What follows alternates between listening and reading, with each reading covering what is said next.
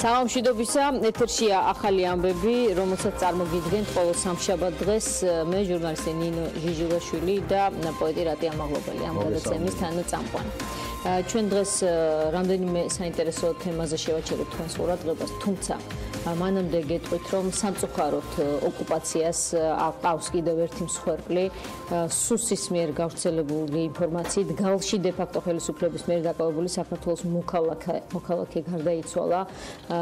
მისი სახელი და გვარი გახლავთ ირაკლი კვარაცხელია, ის დაკავებული იყო დე-ფაქტო ხელისუფლების მიერ და პირველადი ინფორმაციით ეს არის თვითმკვლელობა. პირველადი ინფორმაციით, თუმცა რატი როგორც კი ეს ამბავი გავიგე და თვითმკვლელობა იყო აქ ნახსენები, გამახსენდა სხვა შორის ინგა გრიგოლიამას რეაქციაში, როდესაც ეს ამბავი თქვა, მანაც პირველ რიგში ეს თქვა, რომ ტატუნაშვილის თემაც გახსოვს ალბათ, ხო? ინგა არ გინდა ეს გახსენდება. თვითმკვლელობის მოტივით შემოვიდა თითქოს და ვერსია, ასე თქვათ, ეს იყო, რომელსაც სხვა სიტყვას ვერ მიხსენებ, ძალით გვტენიდნენ, ხო, ვერსიას და ძალიან მძიმეა. ჩვენ არაფერი ვიცით ამ ადამიანის შესახებ, სამწუხაროდ ამ დრომდე არ ვრცელდება არანაირი დამატებითი ინფორმაცია, ჩვენ ვეცადეთ სულ ყველგან რომ მოგვეპოვებინა რაიმე თუნდაც აი ერთი ელემენტარული დეტალი, მაგრამ ვერაფერს განსაკუთრებულს ვერ გიყვებით ამ დროისთვის ხვალ ჩვენი საინფორმაციო სამსახური ეცდება რომ მეტი გიამბო, თუმცა ერთი ვიცით რომ გალში საქართველოს მოქალაქის ირაკლი კვარაცხელიას გარდაცვალების საკითხზე ჟენევის დისკუსიების სამივე თანათავმჯდომარე სოხუმში ისაუბრებს ამის შესახებ ჟურნალისტებს შერიგებისა და სამოქალაქო თანასწორობის საკითხებში საქართველოს სახელმწიფო მინისტრმა ქეთევან ციხელაშვილმა უთხრა. ეს არის ერთადერთი რაც რჩება ხოლმე სამწუხაროდ ოკუპირებული ქვეყნის სივრცეში, ხო, რომ რაღაცაზე ვისაუბროთ მაინც. თუმცა გამოსავალი არ ჩანს ამ ძიმე кейსების მიუხედავად. ძალიან მძიმე ამბავია და იმედია ჩვენ ამით თავს ნამდვილად ვერ ვინუგეშებთ, მაგრამ გაირკვევა ყველა მიზეზი და ჩვენ შეგვიძლია რომ აი აქედან მიუსამძიმროთ მის ოჯახს და ალბათ მთელ საქართველოს, იმიტომ რომ ძალიან დიდი უსუსურობის განცდას იწვევს თითოეული ასეთი ამბავი და თითოეული ასეთი ტრაგედია და არ ვიცი მე სიტყვები გულწრფელად არ ყოფნის. ვხართ, ნამდვილად გერთები ამ სამძიმარში, მეც როგორც გითხარით, ამ კონკრეტული ადამიანის შესახებაც ჩვენ გავიგებთ უკვე ხვალ სავარაუდოდ, როცა საინფორმაციო სამსახურები შეძლებენ რომ უფრო მეტი ინფორმაცია მოიპოვონ დისტანციურად ჯერჯერობით ამ საქმის შესახებ. და იაკერზაიას საქმე იქნება დღეს ღამის ამბების ერთ-ერთი მთავარი თემა. ახალგაზრდების ასოციაციამ გამოაქვეყნა შუალედური დასკვნა, რომლის მიხედვითაც გაძლიერდა ეჭვი, რომ არჩევნების მეორე ტურის წინ განათლების სამინისტროს მიერ ზუგდიდის მე-6 საჯარო სკოლაში ჩატარებული ინსპექტირება გამოყენებული იყო საარჩევნო გარემოზე ზემოქმედების მიზნით. გახსოვთ ალბათ, რომ სკოლის დირექტორი ტრაგიკულად დაიღუპა იაკერზაიამ სიცოცხლეშივე, როგორც დირექტორის მიმართ, როგორც სიცოცხლეშივე თქვა, დირექტორის მიმართ ამოქმედებული ინსპექტირების მექანიზმი საკუთარ პოლიტიკურ შეხედულებებს დაუკავშირა. მოდით ვნახოთ დეტალურად, რა მოიგვლია ახალგაზრდა იურისტთა ასოციაციამ და რა თქვა, რატომ ჰგავს ეს ამბავი პოლიტიკურად მოტივირებულს. როგორც აღმოჩნდა სამინისტროში 2018 წელს ჯამში სულ 288 განცხადება დარეგისტრირდა. აქედან ინსპექტირება ჩატარდა 7 შემთხვევაში, საიდანაც 6 საპრეზიდენტო არჩევნების მეორე ტურის კენჭისყრის დღემდე ჩატარდა. ეს 2018 წელს ჩატარებული ინსპექტირების შემთხვევების 85%-ზე მეტი, ანუ სამინისტრომ სკოლების ინსპექტირებაზე აქტიურად იმუშაოს სწორედ არჩევნების და თანაც მისი მეორე ტურის წინ, როდესაც პოლიტიკური სიტუაცია იყო ძალიან გამწვავებული. ეს ერთი. და მეორე მნიშვნელოვანია, რომ საქმის წარმოება ზუგდიდის მე-6 საჯარო სკოლაში ინსპექციის ჩატარების გადაწყვეტილებაზე განათლების სამინისტრომ რეკორდული სისწრაფით მიიღო. აი დირექტორის მიერ უბრალოდ დირექტორის მიერ ჩადენილ გადაცნობებთან, შესაძლო გადაცნობებთან დაკავშირებით განცხადება სამინისტროში დარეგისტრირებულია 2018 წლის 8 ნოემბერს 13 საათსა და 34 წუთზე. ის 2 წუთში დაეწერა მინისტრს მიხეილ ბატიაშვილს, 2 წუთში დაეწერა მისი მხრიდან უკვე ინსპექტირების სამსახურს, საიდანაც 4 წუთში აუდიტის სამსახურში მოხვდა, იმავე წუთს ეწერება ინსპექტირების სამსახურის პირველი კატეგორიის სპეციალისტს. განცხადება წუთებში გაერა კიდევ რამდენიმე ეტაპი და ინსპექტირების ჩატარების შესახებ მინისტრის ბრძანება გამოიცა იმავე დღის 18 საათზე. საიას დასკვნა. ინსპექტირების საფუძვლად გამოყენებული განცხადების განათლების სამინისტროს 5 მოხელის მიერ 8 წუთში განხილვა აჩენს ეჭვს, რომ წერილის შესწავლა არ მომხდარა სათანადოდ და მისი უმოკლეს ვადაში განხილვა შესაძლოა წარმოადგენდა მიზანმიმართულ წინასწარ დაგეგმილ ფორმალურ პროცესს. შესაბამისად, მიგვაჩნია, რომ პრეზიდენტის არჩევნების მეორე ტურამდე ინსპექტორების განხორციელება სავარაუდოდ მიზნად ისახავდა სკოლის დირექტორზე, ირიბად სხვა სკოლის დირექტორებზეც პოლიტიკური ზეწოლის შესაძლო მოხდენას, რაც არაერთ არჩევნებზე იყო გამოკვეთილი. საიამ მოუწოდებს საქართველოს გენერალურ პროკურატურას იაკერ ზაიას გარდაცვალების ფაქტთან დაკავშირებით მიმდინარე გამოძიების ფარგლებში შეისწავლოს განათლების სამინისტროში ინსპექტორების საარჩევნო მიზნებისთვის შესაძლო გამოყენების ფაქტი. ეს არის შუალედური დასკვნა, საია ამ დასკვნაზე მუშაობას განაგრძობს, აი ამ კვლევას. თუმცა რაც უკვე წავიკითხე, მგონი იმსახურებს ჩვენს ყურადღებას.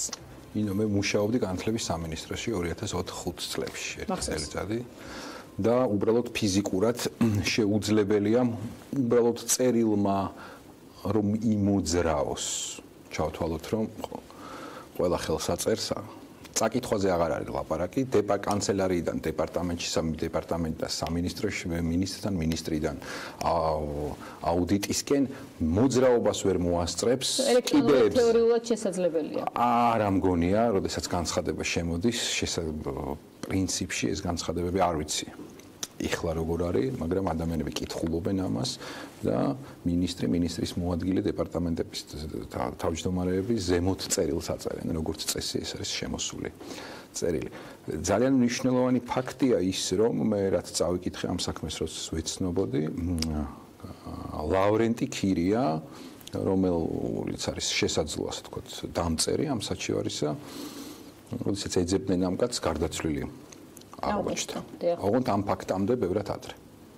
ანუ შეიძლება ვივარაუდოთ, რომ რაღაცა გოგოლის მკვდარსულებთან გვაქვს საქმე. ვიღაცა წერილი დაწერა, საჩივარი, ადამიანი გარდაცვლილი აღმოჩნდა, ვინც დაწერა ეს საჩივარი, შემდეგ ეს ელვისის სწრაფით გაიარა ყველა ინსტანცია და თანაც არც ერთი კითხვა სხვა შემთხვევებისგან განსხვავებით, როგორც საიას დასკვნაში ენათქვამი, განათლების სამინისტროს არ გაჩენია ამ საჩივრის დამწერის მიმართ, რომ აი ეს რატომ, აქ რა არგუმენტია, ეს ფაქტი თუ შეგიძლიათ დაადასტუროთ, ასეთი პრეცედენტები ქონია განათლების სამინისტროს, თუმცა მხოლოდ იმ შემთხვევაში ნიშნავს ინსპექტირებას, რაც დარწმუნდება, რომ რაღაცა კონკრეტული საჩივარი არის არგუმენტირებული. აქ ესეც არ მოხდა. ეს არის რესურსის, დროის ხარჯვა ბუნებრივია და უნდა იყოს არგუმენტირებული და დადასტურებული, გონივრული ეჭვით, რომ ეს საქმე გასაგრძელებელი და შესამოწმებელია კონკრეტული სკოლა.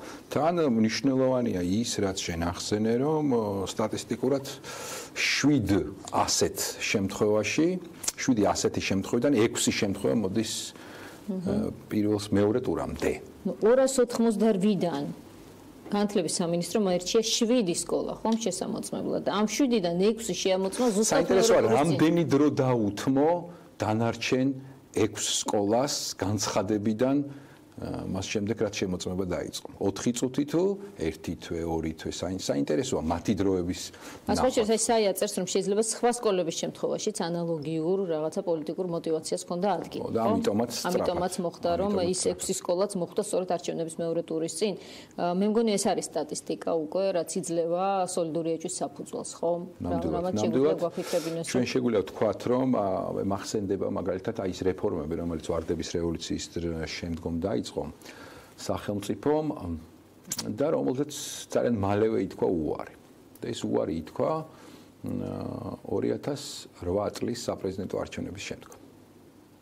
რადგან ის შედეგი რომელიც დადგა მაშინ განსაკუთრებით თბილისში გახდა მიზეზი იმისა, რომ სკოლები თავიდან ბოლომდე მთელი არსებით დაბრუნებოდნენ პოლიტიკურ წიაღს და ძალაუფლების შტოს, აღმასრულებელი ხელისუფლების ძალაუფლების შტოს და მაქსიმალურად გაკონტროლებული ყოფილიყო სკოლები, როგორც მთავარი ინსტრუმენტი არჩევნების.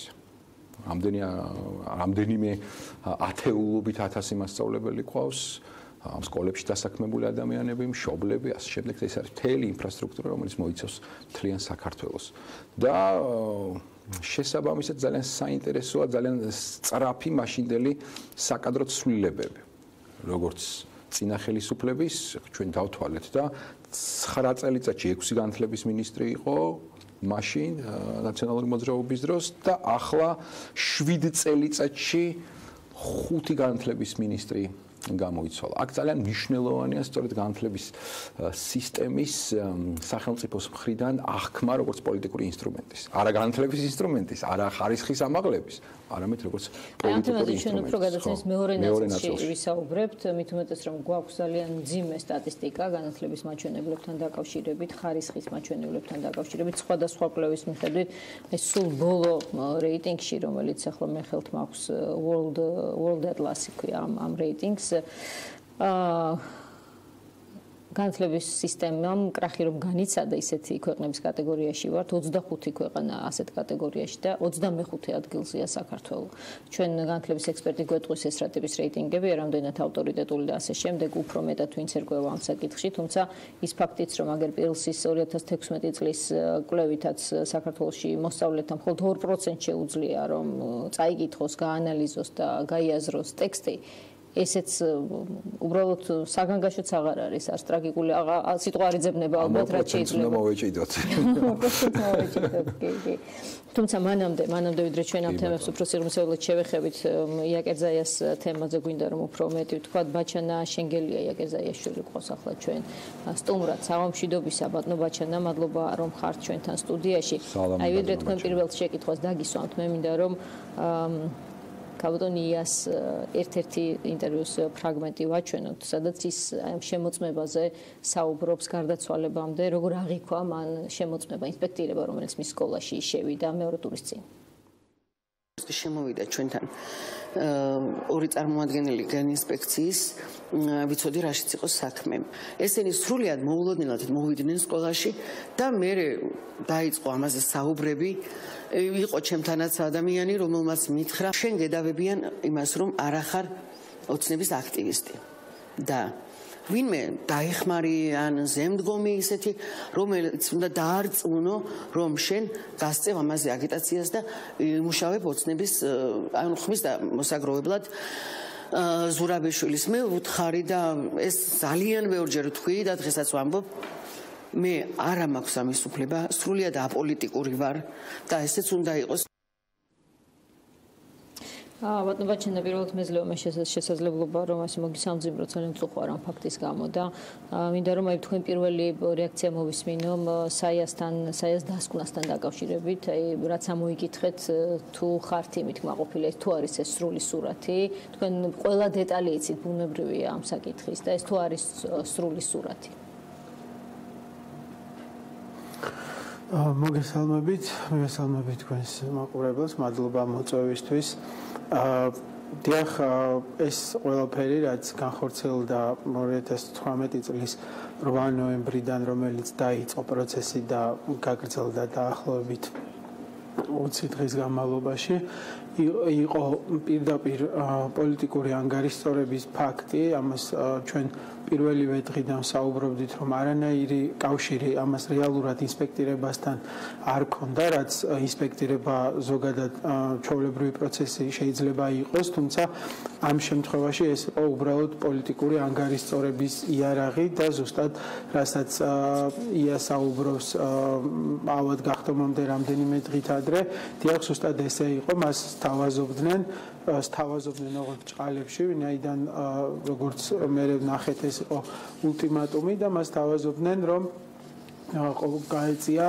აგიტაცია, ყოფილიყო პოლიტიკური ესე ვთქვათ აგიტატორის საპრეზიდენტო კანდიდატის სალომე ზურაბიშვილის სასარგებლოდ და როდესაც მან უარი განაცხადა აღნიშნულზე, ვინაიდან ზოგადი ზოგადი განათლების შესახებ კანონი და საერთოდ სკოლის შესახებ ნებისმიერი კანონმდებლობა საუბრობს იმაზე, რომ დირექტორი და მასწავლებელი უნდა იყოს აპოლიტიკური ფიგურა, შესაბამისად მან უარიდან რამდენიმე დღეში მიიღო უკვე საკუთარ სკოლაში ესეთი რეპრესიული მანქანა რომელიც ელვის სისწრაფით თქვენ აღნიშნეთ გადაცემის დასაწყისში რომ წარმოუდგენელი სისწრაფით ახორციელებდა წუთობრივად ხდებოდა ამ დოკუმენტის ხელიდან ხელში გადაცემა და საოცარია რომ ორგვერდიანი ეგრეთ წოდებული საჩივრის წაკითხვაში თითო წუთსაც არ ხარჯავდნენ ესა თუ ის საჯარო მოხელეები და რაც ძალიან სამწუხაროა ბატონი ბატიაშვილიც ანალოგიურად მხოლოდ 1 წუთი დაჭირდა შეერდა მას წასაკითხად და გადაწყვეტილების მისაღებად, რომ გამოეგზავნა ეს ჯგუფი სკოლაში და ამ ჯგუფის გამოგზავნის ბრძანებიდან ერთ წუთში არის ასევე მივლინების ბრძანება გაკეთებული და ჩვენი ინფორმაციით ისინი 8-შივე არიან ზუგდიდში ჩამოსული, თუმცა ოფიციალურ პასუხში განათლების სამინისტრო საუბრობს, რომ ისინი დილით 9 ნოემბერს გამოიმგზავრნენ, დილით ალბათ 5 საათზე ან 4-ზე, ვინაიდან დილით 10-ისთვის უკვე არიან სკოლაში და იწყებენ უკვე ამ რეპრესიულ ქმედებას, რასაც ქვია სკოლის დირექტორის მიმართ მუქარა დაშინება, უპრეცედენტო რაღაცა, მე თვითონ იურისტი ვარ და ესეთი რამე არასოდეს არ მსმენია, რომ ადმინისტრაციულმა ორგანომ, ამ შემთხვევაში განათლების სამინისტრომ, სკოლის დირექტორი ახსნა-განმარტების მიღებისას გააფრთხილა სისხლის სამართლის კოდექსის პასუხისგებლობით, რაც პირდაპირ დადასტურებულად ნიშნავს იმას, რომ მათ განახორციელეს ზეწოლა. ანუ ის გააფრთხილეს სისხლის სამართლებრივი პასუხისგებლობით და მას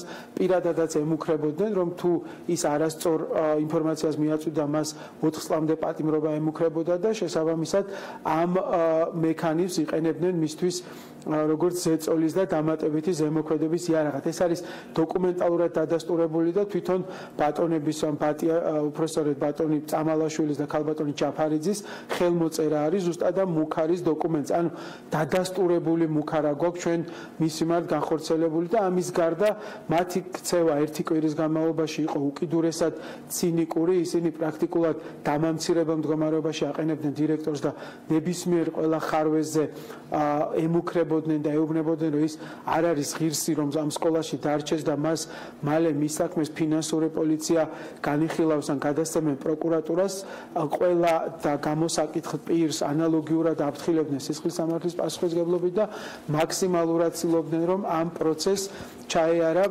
უდიდესი ზეწოლის და წნეხის ქვეშ.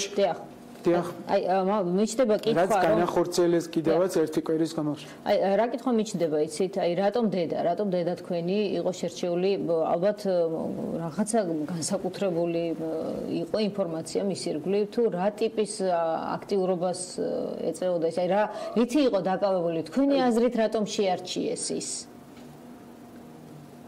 იცით ძალიან სამწუხაროა, მაგრამ ფაქტია და მე ამ ჩვენი საქმის შემდეგ კიდევ უფრო დავრწმუნდი, რომ უკიდურესად მძიმე სიტუაციაა ზოგადად სამეგრელოს რეგიონში ამ თვალსაზრისით, ანუ გულისხმობ სკოლების პოლიტიზირების თვალსაზრისით.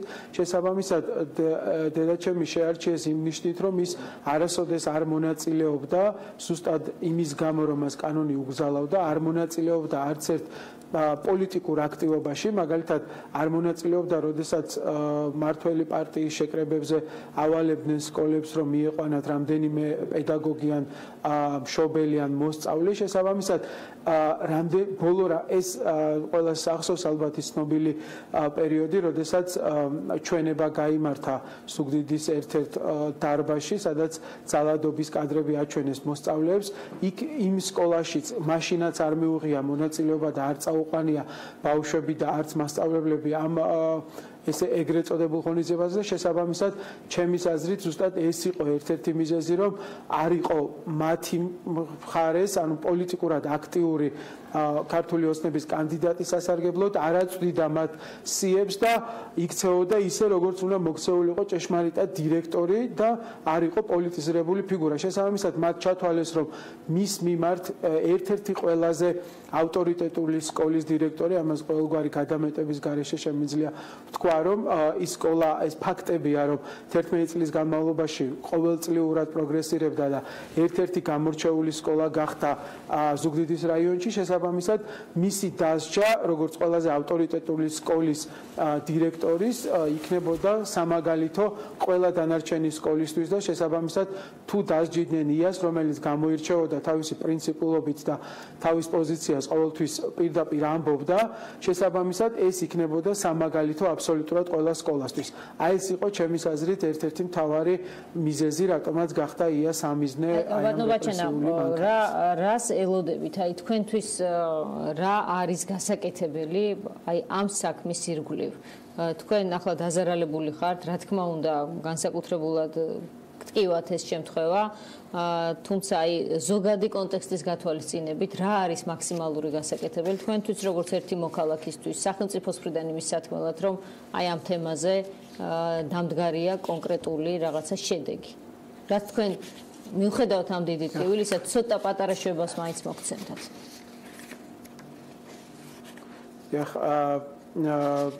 რა თქმა უნდა, პირველ რიგში ეს საქმე არის გამოსაძიებელი. მე როგორც ამ შემთხვევაში როგორც ჭირის უფალი, ესეც და ბუნებრივია ამ ქვეყნის მოქალაქე სამომავლოთაც, ვინაიდან უკვე ეს უკვე მომხდარია და სამწუხაროდ ამას უკვე ვეღარაფერს ვეღარ უშველით ამ საქმეში.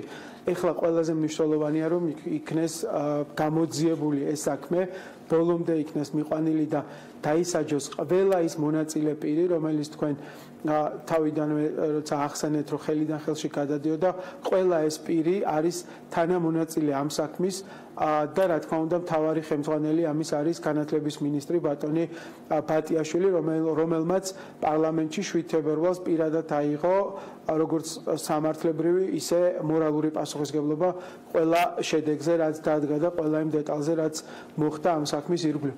მე როგორც ამ ქვეყნის მოქალაქე ძალიან დიდი სურვილი მაქვს და ჩემი ბრძოლის თავარი მიზანი და ცხოვრების გახდა უკვე ეს 2018 წლის დეკემბრის თვიდან რომ ეს საქმე მივიყვანო ბოლომდე, რომ ეს საქმე იყოს გამოძიებული სამომავლოდ არც ერთ განათლების სამინისტროს და მე გაოგნებული ვარ განათლების სამინისტროს გაქანებით აი ამ საქმეში და მონდომებით თუ როგორ ახორციელებენ ისინი ამ რეპრესიას და მე უდიდესი სურვილი მაქვს და აუცილებლად გავაკეთებთ იმას რომ ყველა ამ საქმის თანამონაწილე და დამნაშავე პირი აუცილებლად დაждდება განსაჯელის სკამზე, ეს საქმე იქნება სამაგალითო ყველასთვის და ამ საქმეში დამნაშავების დასჯა ნიშნავს იმას, რომ არც ერთ მომავალ წამალაშვილებს და ჯაფარიძეებს და ბატიაშვილებს, ასევე ადგილობრივი რესურს ცენტრის წარმომადგენლებს, ფარცვანიებს და ასე შემდეგ არასოდეს არ შემოუბრუნდებათ იმისთვის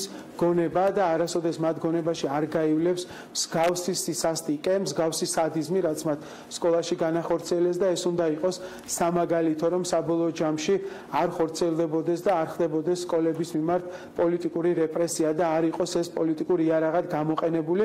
შესაბამისად, ჩვენ ამისთვის გავაკეთებთ აბსოლუტურად ყველაფერს. ჩვენ საქმე პრაქტიკულად გამოძიებული გვაქვს. ჩვენ ერთი ტომის საქმე გადავეცით უკვე პროკურატურას, გვაქვს ყველა დეტალი, ყველა დღის აბსოლუტურად ყველა მოქმედებები, რაც განახორციელა განათლების სამინისტრომ და ერთადერთი რამ, ეხლა რაც პროკურატურამ უნდა გააკეთოს და აქვე უნდა აღვნიშნო, რომ ძალიან ცუდად მუშაობს გენერალური პროკურატურა და მე მიმართავ მათ, რომ უკვე მე როგორც კი მათ გამოძიება დაიწყეს, ეს იყო ძალიან დიდი საზოგადოებრივი წნეხის შედეგი და მათ რომ დომებოდათ თვითონ გამოძიების დაწყება, ისინი დაიწყებდნენ გარდაცვალების ფაქტისთანავე, მაგრამ მათ სამწუხაროდ გამოძიება დაიწყეს საზოგადოებრივი წნეხის და პარლამენტის წნეხის შემდეგ, რომელიც აბსოლუტურად ერთადერთი უწყებაა დღეისობით, რომელიც თავის სიმაღლეზე დადგა და ბოლომდე ამ საქმის დეტალებს ჩაყვა და მე ამისთვის მათ მადლობას ვუხდი და მათ ბოლომდე ამ ზემოქმედების შედეგად მათ დაიწყეს გამოძიება, თუმცა 11 თებერვლის შემდეგ ერთი თვე გავიდა და გამომძიებელს როცა ვეკონტაქტებით აბსოლუტურად აბსურდულ რაღაცებს ამბობს, რომ ის ელოდება დედნებს დოკუმენტის, რომ გააგზავნოს საქმე ექსპერტიზაზე.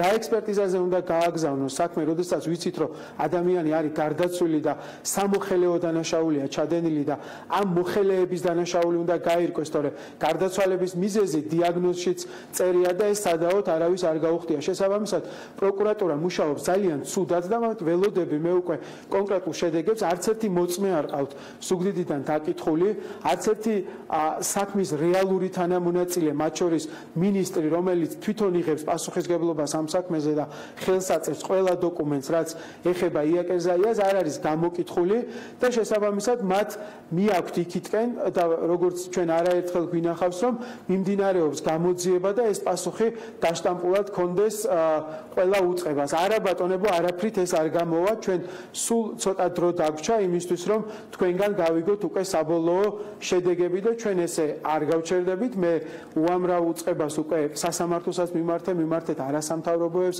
სახალხო დამცველი სხვათა შორის ძალიან დეტალურად ახდენს ამ საქმის გამოკვლევას და 3 სხვადასხვა დეპარტამენტი იკვლევს ამ საქმეს სახალხო დამცველის აპარატში, ახალგაზრდა იურისტთა ასოციაცია, სამართლიანი არჩევნები, დიპლომატიურ კორპუსს უკვე მიმართეთ, ასევე ვემზადებით იმისთვის, რომ ჩვენი პროკურატურა თუ ესე გააგრძელებს, უკვე სულ ძალიან მალე დავიწყებთ სტრასბურგისთვის მზადებას და ჩვენ პრაქტიკულად ნაბიჯები აქეთკენაც უკვე გადადგმული გვაქვს. ძალიან წუხარ მე როგორც საქართველოს მოქალაქეს მიწევს ამაზე საუბარი, როდესაც ჩვენ წლების განმავლობაში და მე 15 წელზე მეტია სახელმწიფო უწყებებს ვემსახურები სხვადასხვა ფორმით და როდესაც ერთხელ ცხოვრებაში დაგვჭირდა ესეთი ტრაგედია დაგმართეს ძალით ადამიანებმა, ამ შემთხვევაში ესეთი ბრძოლა გვიწევს, რომ მათ უბრალოდ გამოიძიოთ.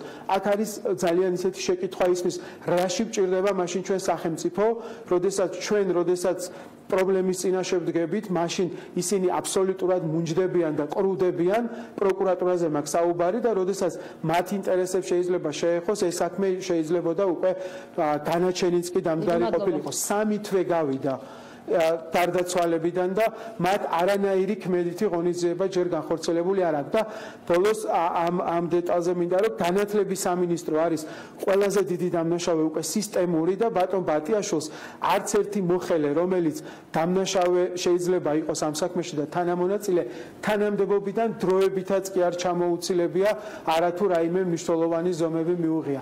აი სამწუხაროდ ესეთი კედლის წინაშე ვდგავართ ჩვენ რომლის გარღვევა გვიწევს სხვადასხვა მეთოდები და სხვადასხვა შემოვლითი სამართლებრივი გზებით და არა პროკურატურის მეშვეობით, როგორც ეს ნორმალურ ქვეყანაში უნდა ხდებოდეს. მადლობა ბაჩანაშვილს, რომელიც საუბრობდა ამ ძალიან ძიმე შემთხვევაზე. იცი რა არის, რატი სულ ვფიქრობ ხოლმე, რომ რა თქმა უნდა რაღაც შეცდომები, ასეთი ძიმე, ძალიან ტრაგიკული შეცდომებიც სხვადასხვა ქვეყანაში, განვითარებულ ქვეყნებშიც რაღაცა დგება, ემართებათ ხომ სისტემებს, მაგრამ აქ გამოსავალია ხოლმე ერთი ხო, რომ სისტემა ცდილობს დახვეწოს საკუთარი თავი, გამართოს საკუთარი თავი, აღმოფხვრას აიღოს პასუხისგებლობა პირველ ყოვლისა და აღმოფხვრას მსგავსი ტრაგედიები, რომელიც უკავშირდება სწორედ სისტემურ პრობლემებს, ხო? აქ ხედავთ ჩვენ სრულად საპირისპიროს. ხო, ის რომ არავინ დაიჭილა თანამდებობრივი პასუხისმგებლობაც კი არავის არ აუღია. აი ეს უკვე ძალიან ძიმე, აი რას ნიშნავს, როდესაც მე ვიღებ პასუხისმგებლობას. აი გირგლიანის პერიოდიდან მოყოლებული რაღაც ძიმე შემთხვევებზე მე სულ მესმის და ყველას ერთად რომ ვიღაც იღებს პასუხისმგებლობას და რაში გამოიხატება ეს პასუხისმგებლობის აღება. ჯერჯერობით ჩვენ რასაც უყურებთ, ჩვენი ასე ვთქვათ დამოუკიდებელი საქართველოს პირობებში რამდენი წელი ვართ, რასაც ცნობიერად უყურებთ, ეს მხოლოდ განცხადება საბოლოო ჯამში, რეალური პასუხისმგებლობა არ დამდგარა. მინიმუმ თანამდებობრივი პასუხისმგებლობა.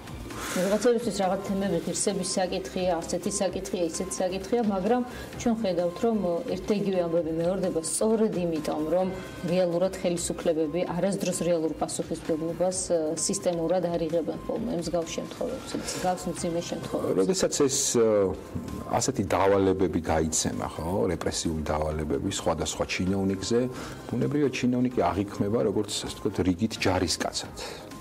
და მათ უყურებენ როგორც ასე ვთქვათ ჯარისკაცებს, რომელთა დასჯაც გამოიწვევს სხვა ჯარისკაცების დემობილიზაციას, მოდი ასე ვთქვათ. და სისტემისთვის ბჭყალებში ეს არ იქნება სათანადო, ეს არ იქნება ასე ვთქვათ მიზანშეწონილი. ამიტომ სისტემა ამას არ უყურებს სამართლებრივად, ამას არ უყურებს პასუხისმგებლობითად, ამას უყურებს ეგოისტურად და მომხმარებლურად, ხო? პოლიტიკური ამოცანებით, საკუთარი პოლიტიკური ამოცანების მიხედვით უყურებს მსგავს პრობლემებს და ეს ამ ხელისუფლების, ასე ვთქვათ, ერთ-ერთი მთავარი დანაშაულია ბოლო წლებში, რადგან იგი არჩევნებზე იმარჯვებდა და გაიმარჯვა სწორედ იმ ასე ვთქვათ ლოზუნგით, იმ მესიჯით, რომ ჩვენ შევცვლით ამ მანკიერ წრეს, ჩვენ გავარღვევთ ამ მანკიერ წრეს, ძალაუფლების და პოლიტიკური მიზანშეწონილობის მანკიერ წრეს, რომელიც გვაქვს პროკურატურაში, რომელიც გვაქვს პოლიციაში, რომელიც გვაქვს განათლებაში, რომელიც გვაქვს ყველგან სადაც ყველაფერი პოლიტიზირებულია, ჩვენ აი ამ მანკიერ წრეს გავარღვევთ. ფაქტს უყურებთ, რომ ყველაფერი პირიქით, ხანდახან უფრო მძიმედ და სავალალოდ, არაპროფესიონალურად. რადგან ეს გაჯიუტება რომ არ არის პრაგმატული მათთვის. ამისი ანალიზი რატომ ვერ ხდება? მათი ვიწრო გადმოსახედიდან ისინი უყურებენ, ასე ვთქვათ, ერთი წლის როდის ვიწროვდება ეს გადმოსახედი? არჩევნების მოახლოვებასთან ერთად. ასე ვთქვათ, კალენდარული დღეების მიხედვით. ეს როგორც ხდება, ასე ყველა ერთად უცებ დგება და ვიწროვდება და ეს არის 2020-ში გვაქვს ხო არჩევნები, ხო? აი ეს 20 აწვება როგორც ბეტონის კედელი და ავიწროვებს მთელს ხედვას, მთელს ცხოვრებას და მთელს ეგზისტენციას და მთელს ღირებულებებს და ყველაფერს. ყველაფერი არის დასული კონკრეტულ დავალებამდე, აი ამ სკოლაში, აი ამ ბანკში, აი ამ ბიზნესში, აი აქ ჩვენ გვაქვს პრობლემები, ჩვენ ესე გვინდა და ესე არ არის. და მე მიდის დავალება და ეს ხო ბუნებრივია, ეს ხო ყველამ ვიცით, ხა ჩვენ არაფერს ისეც არ ვამბობთ, რაც არ ვიცით და თითოეულ ჩვენ მოქალაქემ არის. იმიტომ რომ ყველა ერთ ეგრეს იმეორებს და ვინც სახელმწიფო სექტორში რამდენი ადამიანია დასაქმებული, ხო? ალბათ ყველამ დაახლოებით მაინც იცის ყველაფერი ეს. ასე რომ საქართველოში რამდენი იყო საბჭოთა კავშირის დაშლის წინ საქართველოში იყო 400,000 პარტიული მუშაკი. რამდენი კანდიდატი იყო, 400,000 ადამიანი იყო მზად შეესრულებინა პარტიის დავალება. ხა ზოგი ამბობდა რომ ერთ ჯიბეში ჯვარი მაქვს, მეორეში პარტბილეთი, მაგრამ ზოგადად ძალიან ბევრი ადამიანი სამწუხარო რომ გამოთქვავს მზადყოფნას ასეთი რაღაცების შესასრულებლად. და ესეთი რაღაცები სახელმწიფოს მხრიდან კი არ ისჯება, არამედ წახალისებული ხდება. ჩვენ ვთხოვთ რომ დასაჯეთ, ხო? ეს ადამიანი. რადგან თან ახლა აქტუალურობის თემა არის, რომ ვინც მაშინ აკეთებდა, ახლა ის იგივე აკეთებს და უბრალოდ აღარც კი იცვლება ის მოცულობა, ხო? ადამიანების ვინც ამას აკეთებდა და ახლაც აკეთებს, ხო? აქ უკვე ორი აზრი არის. საერთოდ ადამიანები ამ არის პოლიტიკური.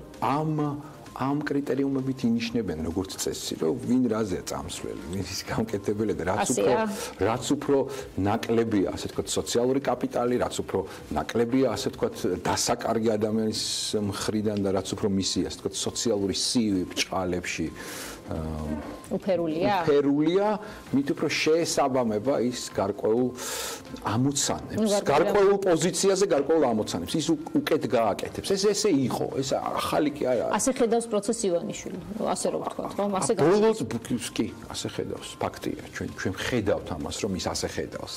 ჩვენ ვიცით უკვე. მას არ ჭირდება ფიგურები, მას ჭირდება შემსრულებლები, რომლებიც შეესრულებენ. და ვინც ეტყვიან, ვიცით რა, ჩვენ არ ვკეკლუცობთ ჩვენი სოციალური კაპიტალით, ჩვენი სახელით, ჩვენი ღირსებით. მიდი და მოყვები. პირიქით. არ გაგვაჩნია ეს და ყველაფრისთვის მზად ვართ. ეს იწვევს მეტ სიმპათიას, მეტ ნდობას სამწუხაროდ და ეს ძალიან მძიმე ამბავია, იმიტომ რომ ამით ზარალდება მთლიანი სახელმწიფო, ჩვენი მომავალი, ჩვენი ქვეყანა, ჩვენი ინსტიტუციები. ასე შემდეგ და ასე შემდეგ. რეკლამის დრო გვაქვს ჩვენ და რეკლამის შემდეგ ჩვენ განათლების რეფორმას დაუბრუნდებით, ვინაიდან პრემიერ-მინისტრმა გააკეთა ასეთი ანონსი, რომ სასწაულებრივი პროექტი არსებობს ბუნებაში, სადღაც, რომელსაც ჩვენ ჯერჯერობით ვერ მივაკლეთ ყოველ შემთხვევაში, რომლის მიხედვითაც 2022 წელს იქნება განათლების სისტემა დაფინანსებული ძალიან კარგად, რომ აბსოლუტურად შეიცვლება მთლიანად ყველა საფეხური აი ამ სისტემის შემადგენელი სულ დაბალი საფეხურიდან დასრულებული უმაღლესი სასწავლებლებით და რაღაცა მოკლედ გრანდიოზულ პროექტზე საუბარი, რომელზეც აცხადებს ამბიციას ახალი ხელისუფლება, ეს ხელისუფლება უკვე მეორევადის ბოლოს, რომ ამას გააკეთებს, მაგრამ ჩვენ დღეს ვიდრე რეკლამაზე გავალთ, მინდა აუდიტორიას ვუთხრა, რომ ვეცადეთ აი ამ პროექტის ერთი გვერდი მაინც სადმე მოგვეპოვებინა ან ინტერნეტში, ან შემდეგ პირადი კომუნიკაციით სამინისტროს პრესსამსახურთან, სადმე იქნებ ეგრეთ წოდებული ბულეტებს რომ მეძახიან, ეს ჩამონათვლის დონეზე მაინც იქნებ სადმე არის ეს მთავარი გზავნილები. შეიძლება არის, შესაძლოა არის და ჩვენ მზად ვიქნებით გახარიას წერილი უბრალოდ იყო ვიდრე განათლების რეფორმის კონცეფცია შეიძლება. კი, ამ ეტაპზე ასე ჩასწავლაში და ნახოთ რა არის, ჩვენ ყოველ შემთხვევაში ამაზე ვისაუბრებთ აუცილებლად რა გამოიკვეთა იმ გზავნილებიდან, რაც პრემიერმა გამოგვიგზავნა ჩვენ და რითაც გავიგეთ, რომ ეს რეფორმა იგეგმება იწყება. დროებით.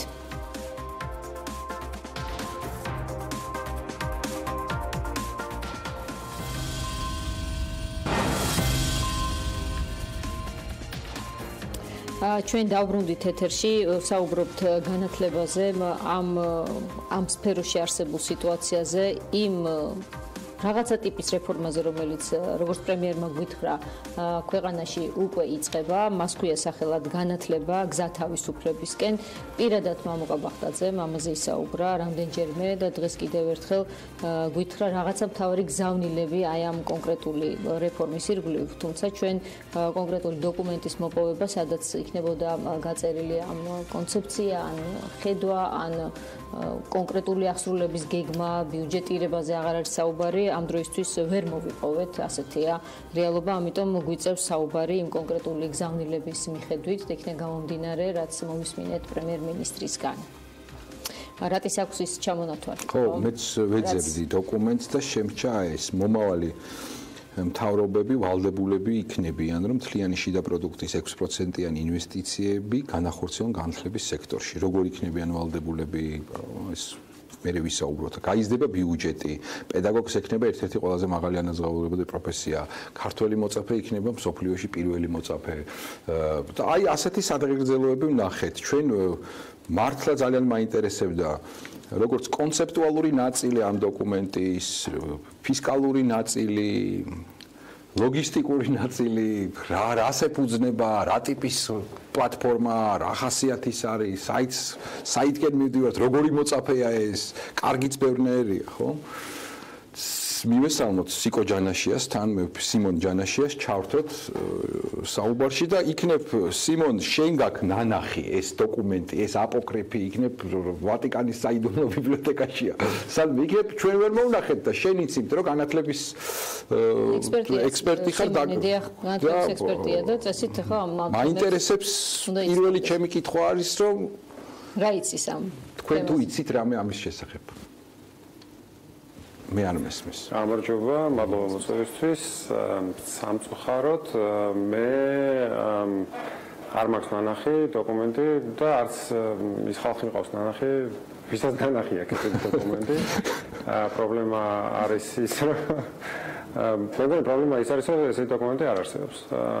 ანუ არ არის დოკუმენტი, რომელიც აღწერდა როგორი განათლების სისტემა გვინდა რომ კონდეს რისთვისაც გვჭირდება ფული და შესაბამისად გაუგებარია პასუხები იმ კითხვებზე, რაც რატომ დასვა, ანუ რაში დაიხარჯება ეს ფული, როგორ დაიხარჯება, რა პროგრამები იქნება, რა გაუმჯობესდება და ასე შემდეგ. ვიცით ინტერვიუებიდან ზოგიერთი რამ, მაგალითად პირველი რასაც პრემიერ-მინისტრი ასახელებს არის ინფრასტრუქტურა. საინტერესო იყო რომ ასევე საუბრობდა ის გათანაბრებაზე, სოფლების და ქალაქის მოსწავლეების ინფრასტრუქტურული ასე ვთქვათ პრობლემების თუ შესაძლებლობების, ამბობდა რომ პრესტიჟული სკოლები არ უნდა არსებობდეს, უნდა არსებობდეს ყველგან მაღალი სტანდარტი და ასე შემდეგ.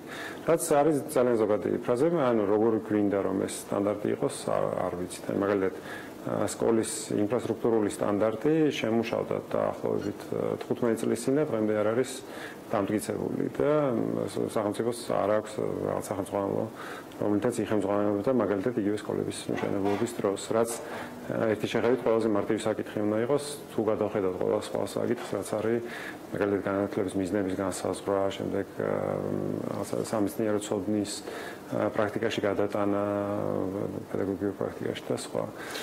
აი სიმონ ეხლა მართლაც რაღაცა დღეძელობს ხედავთ?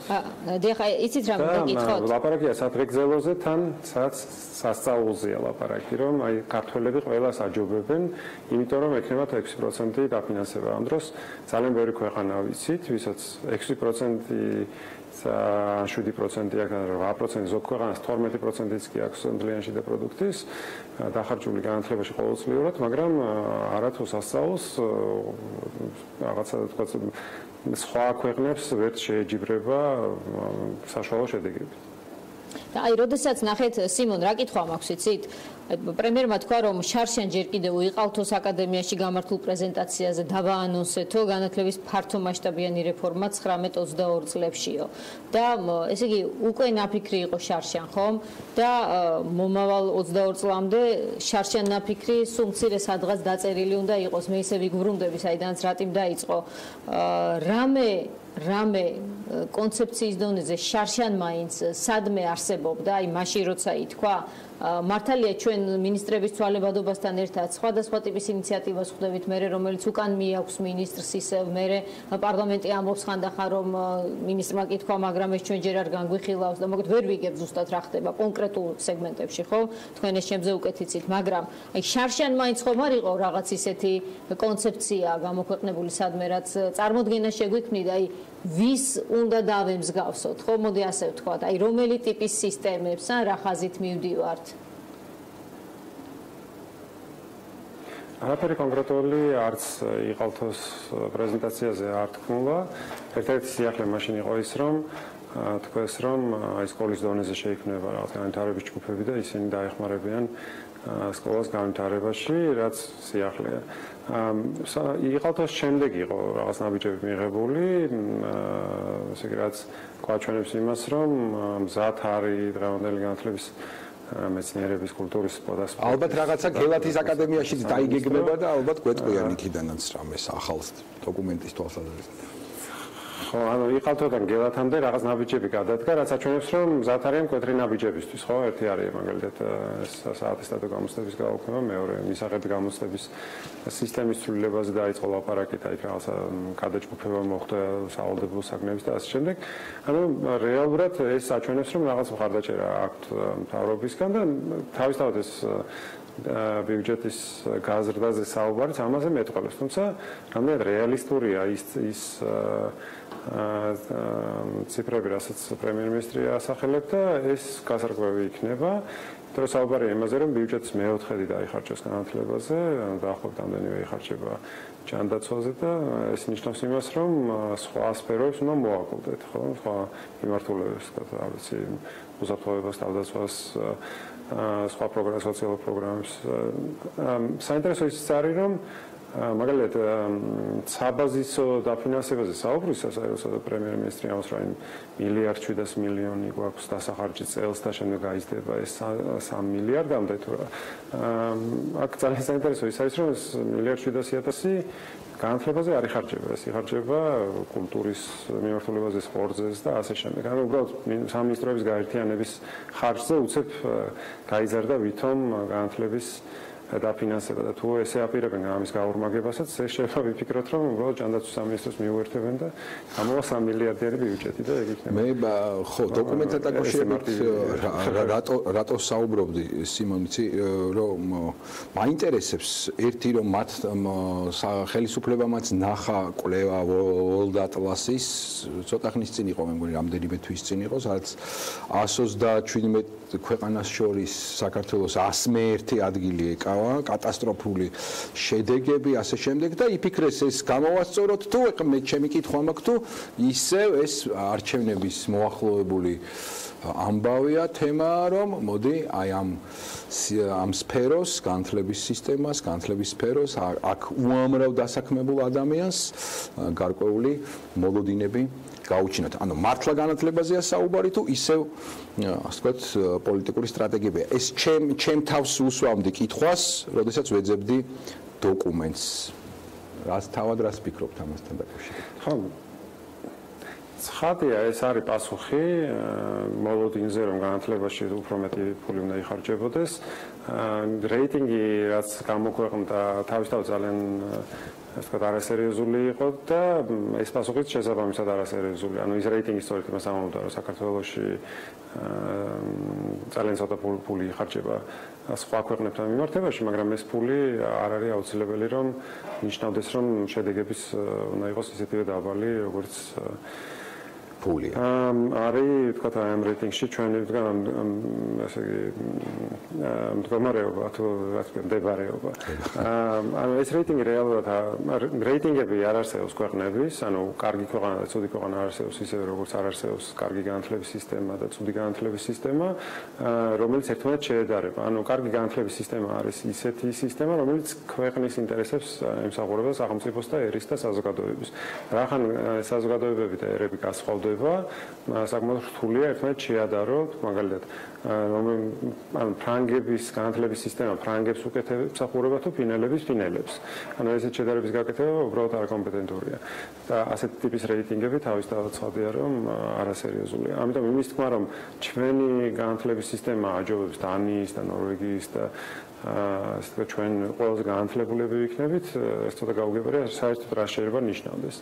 ხო, ანუ ყველაზე მეტად განათლებული და ყველაზე ნაკლებად განათლებული ერი თავისთავად უაზრობა განათლების კონცეფციიდან გამომდინარე. სიმონ, აი ფინალში რომ ვთქვათ, თუ არსებობს ისეთი ტიპის ჯგუფები, ვთქვათ, ხელისუფლების გარეთ, რომელსაც აქვს სურვილი, რომ აი ამ პროცესში იყოს ძალიან აქტიურად ჩართული და რომელსაც აი ახლოს მისვლის შესაძლებლობაც არ ეძლევა აი ამ პროცესთან, რასაც რეფორმა ქვია, ვისაც აქვს რესურსი, ვისაც აქვს შეიძლება ცოტა მეტი განათლება, ცოტა მეტი გამოცდილებაც აი ამ სფეროში. ხელისუფლება ეძებს ასეთ ტენდერებია ხო გამოცხადებული ახლა ახალი ტიპის სახეებზე, ახალ რესურსებზე, აი იგრძნობა ეს განათლების სისტემაში? ხო, ანუ საკმაოდ რთულია იმის თქმა, რომ საზოგადოებას აქვს შესაძლებლობა რომ ჩაერთოს რეფორმირების პროცესში, განსაკუთრებით ისეთ პირობებში, როდესაც საზოგადოებას არ აქვს შესაძლებლობა განიხილოს რაიმე კონცეფცია, რომელსაც გაავრცელებდა სახელმწიფო, განსახილველად არ არსებობს უბრალოდ ესეთი კონცეფცია დაწერილი, ანუ გვაქვს ზოგიერთი კვლევა, რომელიც შეიძლება გარკვეულ გადაწყვეტილებებს ზოგს უმაგრებდეს, მაგრამ ზოგადი კონცეფცია, სტრატეგია და ასე შემდეგ არ არსებობს. თავისთავად სტრატეგიების წერას თავის პრობლემები ახლავს, რომ ეს სტრატეგიები ხშირად იწერება და მერე თაროზე დევს ხოლმე. ბოლო სამ მინისტრმა ორი სტრატეგია დაწერა და არც ერთს არ იყენებს ეხანდელი მინისტრი, მხოლოდ ნაწილობრივ ზოგიერთ საკითხს აგრძელებს, ზოგიერთი პროგრამის დაფინანსებას და სხვა. მაგრამ საზოგადოება იმისთვის რომ ჩაერთოს, უნდა იყოს პროცესი ღია, განაცხადოს, ან პოლიტიკური განაცხადი უნდა გაკეთდეს, თუ რისთვის გვინდა ეს განათლების სისტემა. მაგალითად, პოლიტიკური განაცხადი უნდა გაკეთდეს იმასთან დაკავშირებით, გვინდა თუ არა, რომ ეს სისტემა იყოს დეპოლიტიზირებული იმ გაგებით, რომ არ ემსახურებოდეს პოლიტიკური პარტიების ძალაუფლების გამტკიცებას და შემდეგ უნდა აქედან გამომდინარე, ამ განაცხადიდან გამომდინარე, უნდა შემუშავდეს უკვე პროგრამები, რომელიც უზრუნველყოფს იმას, რომ მაგალითად ამ საკითხთან დაკავშირებით, მაგალითად ის რომ სკოლის დირექტორს არ ეშინოდეს სახელმწიფო უსაფრთხოების სამსახურის და მინისტრს არ ეშინოდეს და არა მხოლოდ სკოლის დირექტორს არ ეშინოდეს სუსის. ანუ ჩვენ პრობლემების იდენტიფიცირება დიდი ხანია უკვე გაკეთებული გვაქვს, სახელმწიფო უბრალოდ განაცხადოს, რომელი პრობლემის გააჭრა უნდა და შემდეგ უკვე რაციონალურად უნდა დაიწყოს დაგეგმა თუ რა ინსტრუმენტები არსებობს ზოგადად და ამ ინსტრუმენტებს შორის რომელი იქნებოდა უფრო ახლოს ჩვენი საზოგადოების ღირებულებებთან, ხო? რომელი მაგალითად ღირებულებებში იგულისხმება არა მაინდა-მაინც რაღაცა ტრადიცია და დღესასწაულები, არამედ იგულისხმება ის, რომ მაგალითად ხარშთეფექტურობა უფრო მნიშვნელოვანია ჩვენთვის თუ სოციალური სამართლიანობა თუ ვთქვათ არჩევანის თავისუფლება და სხვა. და ამათ შორის უნდა გაკეთდეს არჩევანი, იმიტომ რომ ხშირად როცა პოლიტიკის ინსტრუმენტს ვირჩევთ, შეიძლება ერთი ღირებულების ეს ვთქვათ სასარგებლოდ მიღებული გადაწყვეტილება მეორე ღირებულების საზიანოც იყოს. ხო, მაგალითად თუ ჩვენ გვენდომება რომ გავათანაბროთ სოფლისა და ქალაქის მოსწავლეების შედეგები, შეიძლება ნაკლები ყურადღება მივაქციოთ ქალაქის სკოლის მოსწავლეებს და უფრო სწრაფ განვითარებაზე ვიზრუნოთ იქ, სადაც ყველაზე მეტად უჭირთ და შემდეგ უკვე დაიწყოს უკვე ინოვაციებზე ფიქრი სკოლებში და ასე შემდეგ, რომ განსაკუთრებული სკოლების კონდეს. მაგრამ თუ ვიტყვით, რომ მაგალითად ჩვენი ვთქვათ მთავარი ღირებულება არის ის, რომ ყველა ადამიანს კონდეს იმის შესაძლებლობა, რომ მაქსიმალურად მიაღწიოს თავის შესაძლებლობებს, ასე ვთქვათ, განვითარებას, ამ შემთხვევაში შეიძლება სხვადასხვა გვარად მიუდგეთ სოფლისა და ქალაქის სკოლებს, ან უფრო ღარიბებს და უფრო დიდრებს, სკოლებს გულისხმობ და მიაღწიოთ სწრაფ განვითარებას ორივე მიმართულებით. ანუ სახელმწიფოს აქვს არჩევანი გასაკეთებელი ამ ინსტრუმენტებთან დაკავშირებით. ჩვენ ჯერჯერობით არ ვიცით, ხომ სიმონ, რა არჩევანი აქვს გაკეთებული, ეს კონცეფციებით არ იკვეთება. ჩვენ ჯერჯერობით ვიცით, რომ რაღაცა სურვილი არსებობს, ხო? ხო, ვიცით, რომ რაღაც ნება არსებობს, რომ რაღაც გაკეთდეს, მაგრამ თავად ის რიტორიკა, რაც ამას ახლავს და თავად ის მოქმედებები არ აჩვენებს იმას, რომ რაიმე რეალისტურ ნაბიჯებზეა საუბარი და არც იმას აჩვენებს, რომ ეს პროცესი სახელმწიფოს უნდა რომ იყოს საზოგადოების ფართო ჩართულობით. პირიქით, ეს პროცესი არის შედარებით დახურული. ჩვენ რაღაც ამდენი კვირის განმავლობაში ვისმენდით სიახლეებს სხვადასხვა მიმართულებით, რომლის შესახებაც არათუ ფართო საზოგადოებამ სპეციალისტებმაც არ იცოდნენ. მადლობა სიმონ ჯანაშიას, განათლების ექსპერტს, რომელიც იყო ჩვენთან გადაცემაში სტუმრად. სიმონმა თქვა რატი რომ სურვილიო რაღაცა ჩანსო რომ არსებობს, ხო, რაც კარგია და მისასალმებელია. რასაკვირველია. ცალსახად ძალიან მნიშვნელოვანია რომ ჩანს სურვილი რომ თავარი გარღვევა უნდა მოხდეს ამ სფეროში, მაგრამ არ ჩანს თავარი როგორ რა ხედავთ, არ ვიცით რა ბედი ეწევა ამ რას, ვთქვათ, ვაშლების შეტანის პროცესს დაემგონება სკოლაში, იგივე ბედი ეწევა თუ რაღაც უფრო წინ გაიწევს, ეს არ ვიცით, მაგრამ არ ვიცით თავარი, როგორ, რისთვის, რანაირად, რაგვარად და როგორც სიმონმა თქვა, დისკუსიის გარეშე, ამ ცოდნის გარეშე, ამ გათავისების გარეშე სრულად წარმოუდგენელია მსგავსი რეფორმა და მსგავსი სიახლე. სრულად წარმოუდგენელი, განწირულია ის, ასე ვთქვათ, წარუმატებლობისთვის. აი, დაკარგულ დროს ახლა ჩვენ რაც დავკარგეთ როგორც სახელმწიფომ ამ მიმართულებით, ალბათ ვერაფერს უშვედით. თუმცა სადღაც ათვლის წერტილი ალბათ უნდა იყოს ხომ რაღაცა რომელიმე ხელისუფლება მეს ტვირთი უნდა იკისროს საკუთარ თავზე, რომ შესაძლოა ბევრი არაპოპულარული ნაბიჯის გადადგმაც მოხდეს ამ ყველაფერს, ხომ რასაც რეფორმები ითხოვს ხოლმე რეფორმის პროცესი მსხვერპლად, მაგრამ არ ვიცი რამდენად შეიძლება ამ წუთში დავიჯეროთ ჩვენ რომ 2020 წლის არჩევნების წინ ასაკინება შეიძლება ოცნებას ჰქონდეს. იმ პოლიტიკურ ძალას, რომელიც მსგავს რეფორმებს გადადგავს იმავე წამს როდესაც ამ ნაბიჯებს გადადგავს და ეცდება რომ გადადგას ნამდვილი ჯანსაღი რეფორმები მომავალზე და ასე ვთქვათ რეალობაზე ორიენტირებული მან უმალ უნდა გაითვალისწინოს ერთი მნიშვნელოვანი ფაქტი რომ მას მოუწევს ხელისუფლებიდან წასვლა შვიდობიანად ჯანსაღად შეიძლება მოუწიოს შეიძლება აღარ აირჩიოთ ან პირიქით შეიძლება აირჩიოთ მაგრამ ეს შეიძლება დადგეს დღის წესრიგში ეს არჩევანი ხო და ასეთ არჩევანს ჯერჯერობით არავინ არ აკეთებს, რომ მას შეიძლება მოუწიოს ხელისუფლებიდან წასვლა იმის გამო, რომ რეფორმა დასაწყისში იყოს არაპოპულარი. არ არის ეს მარტივი გასაკეთებელი. ეს ამიტომ ეს ძალიან რთულია და ძალიან დიდ ნებისყოფას, ღირებულებას, იდეალებს და ნამდვილ ასე ვთქვათ პოლიტიკურ ნებას მოითხოვს მსგავსი გადაწყვეტილების მიღება. ასეთი ტიპის გადაწყვეტილებები არის ხოლმე უფრო ხელსაყრელი ხელისუფლებებისთვისაც, როდესაც მათ აქვს ძალიან დიდი რესურსი, როცა მოდიან ხელისუფლებაში, ხო, აქვს ძალიან დიდი ნდობა საზოგადოების, აი რაც გააკეთა 2003 წელს ხომ ხელისუფლებამ, როცა ეროვნული გამოცდები ძალიან მნიშვნელოვანი. მე მგონი ერთ-ერთი ყველაზე დიდი ცვლილება რაც იყო და დაგვრჩა, ხო, და დავაფასეთ და ეს შეგვჭა. და იმუშავა ამან. როგორც იგივე უნდა აღნიშნოთ პატრულთა მიმართებაში, ხო? დიახ. რამდენიმე ასეთი სწრაფი ნაბიჯი იყო და ეფექტიანი. რაც ამ თვალსაზრისით, აი ხლა აქეთ რა შეიძლება გავიხსენოთ? გამეხმარება, ხო? სკაუსი მიჭირს. რაც შეიძლება ძალიან დიდი სოფლის მეურნეობის და ალბათ ჯანდაცვის სისტემის. მე მგონი განათლებაზე ვფიქრობდით, რომ ჯანდაცვის ერთ მნიშვნელოვნად მიხედვით იმისა, რომ ბევრი ეკონომისტი ამ პროცესს აკრიტიკებს და აქ ძალიან ბევრია საკამათო, ის გამო რომ ბიუჯეტი უსასრულოდ. მაგრამ საგრძნობი იყო ეს ნაბიჯი.